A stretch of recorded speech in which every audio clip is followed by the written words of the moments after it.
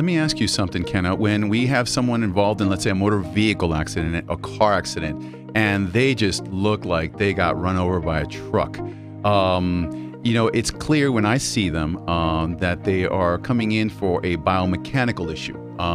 And it's a structural issue, and you can see that they can't move their necks. But we can see that they're also having biological issues with their body in general, such as let's say, intestinal dysbiosis. They look over, let's say they're swollen, it's gone beyond. You can see that their ankles are swollen. And there's other things, and when we talk to them, they tell us about that they're taking metformin or they're on kidney medication.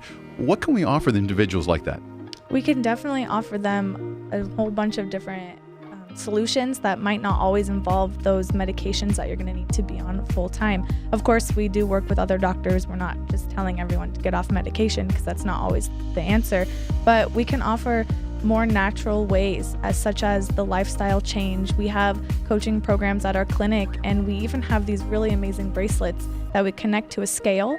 And they don't just tell us the weight, but they can also tell us how much water is in them, their body fat composition, things like that. So we can really get in tune, and we can find out where the swelling is coming from and the other things such as dietary restrictions or maybe things they need to change in their diet. They might not realize that what they had for breakfast 3 days ago is making them swell up in three days later. Yes. I've noticed that it is my duty to tell a patient, to bring it together, to inform them that they have the ability to ask and talk to their providers.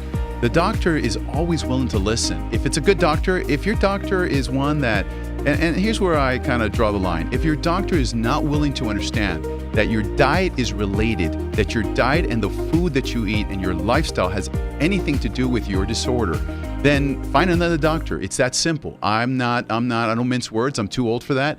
But there is a correlation with inflammation and diet.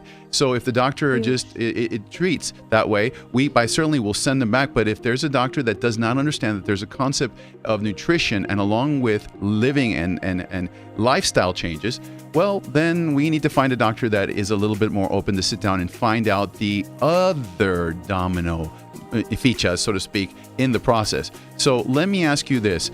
Kenna, we do different diagnostic tests, right? Yes.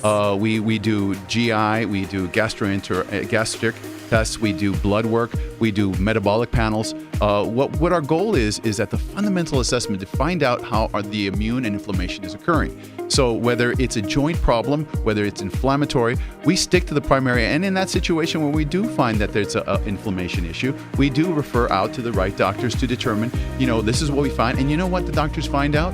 The doctors find out that other people are taking care of their patients. So information is huge. The way we treat our patients from the moment they walk in, we're going to literally allow them to feel welcome, to allow them to feel safe, because people are scared. They do not go to a doctor in order to just kind of say, hello, how you doing? What's up? That's not what happens. What we do is we actually determine what is going on with them, and they want a friend.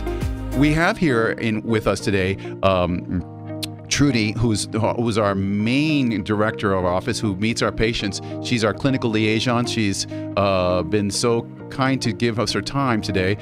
Trudy, can you tell us a little bit about what you do in the office, and specifically about administrative and how to welcome patients in when they come in? Absolutely. A lot of people come in, and I guess let's just talk about the elephant in the room. How much is all this going to cost? That's one huge point that a lot of the people are afraid of. And just a little side note, when someone has kidney failure or is on dialysis, this requires to set aside 3 to 5 hours per week per treatment. And the average cost for dialysis per year, and this is according to the renal data system back in 2014, is between $53,000 to $72,000 per year. Per year. Okay, gotcha. That is not nearly how much it's going to cost when you get on an alternative approach with that.